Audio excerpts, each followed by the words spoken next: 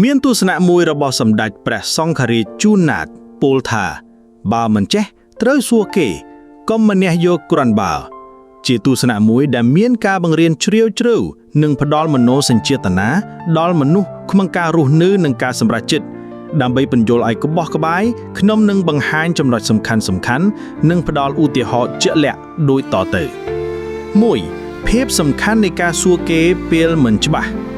ទស្សនៈនេះបង្ហាញថាមនុស្សម្នាក់មិនអាចដឹងគ្រប់យ៉ាងទាំងអស់បានទេ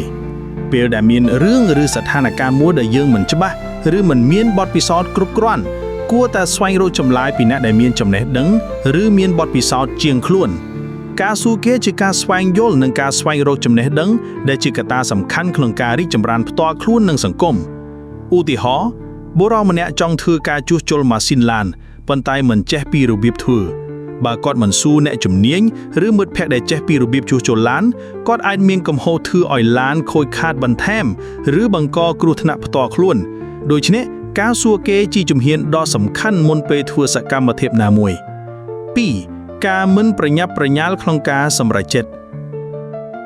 កុំម្នះយកគ្រាន់បើមានន័យថាកុំយកអ្វីមកប្រើឬសម្រេចចិត្តដោយគ្មានការពិចារណានិងគ្មានការសួរពីអ្នកដទៃវាបង្ហាញពីការប្រុងប្រយ័ត្ននិងការគោរពចំពោះចំណេះដឹងការប្រញាប់ប្រញាល់អាចនាំឲ្យមានកំហុសនិងបញ្ហាដែលអាចជៀសវាងបានប្រសិនបើយើងសួរពីអ្នកដែលមានបទពិសោធន៍ឧទាហរណ៍និស្សិតម្នាក់បានទទួលការងារថ្មីនៅកន្លែងធ្វើការប៉ុន្តែមិនសួរអំពីវិធីធ្វើការនោះពីមិត្តរួមការងារឬអ្នកគ្រប់គ្រងគាត់បានធ្វើការងារតាមការយល់ឃើញផ្ទាល់ខ្លួនប៉ុន្តែបច្ចុប្បន្នភាពការងារមិនបានល្អនិងបង្កការខូចខាតឲ្យក្រុមការងារប្រសិនបើគាត់សួរពីអ្នកដែលមានបទពិសោធន៍នឹងអាចជៀសវាងកំហុសនិងធ្វើការងារបានល្អជាងនេះ3ការគោរពចំពោះចំណេះដឹងនិងបទពិសោធន៍របស់អ្នកដទៃទស្សនៈនេះបង្រៀនឲ្យយើងមានភាពសុចរិតនិងការគោរពចំពោះចំណេះដឹងរបស់អ្នកដទៃមិនគួរលាក់លៀមឬប្រើប្រាស់អ្វីដោយគ្មានការពិចារណាការសួរគេមិនមែនជាការស្តាក់ស្ទើរឬខ្សោយទេ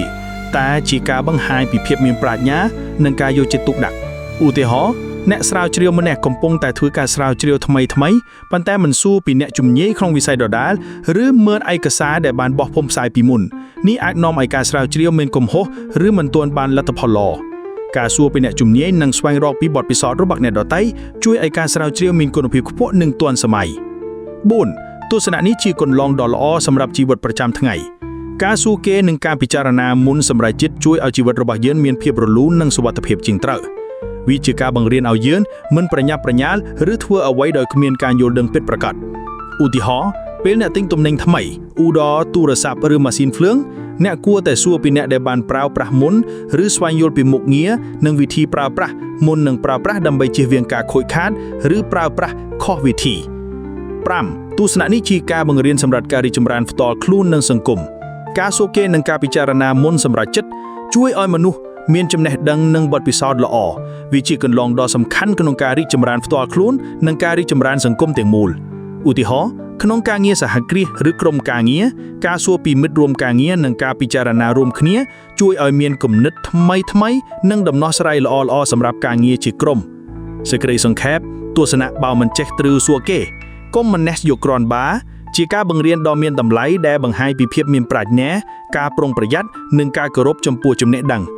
វាជាគន្លងដ៏ល្អសម្រាប់ការរស់នៅក្នុងសង្គមនិងជួយឲ្យមនុស្សមានភាពរីកចម្រើនផ្ទាល់ខ្លួននិងសង្គម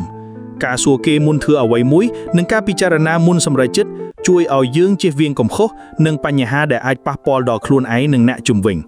ទស្សនៈនេះគួរតែត្រូវបានយកទៅអនុវត្តក្នុងជីវិតប្រចាំថ្ងៃដើម្បីធ្វើឲ្យជីវិតមានសុវត្ថិភាពនិងមានភាពរលូនជាងមុន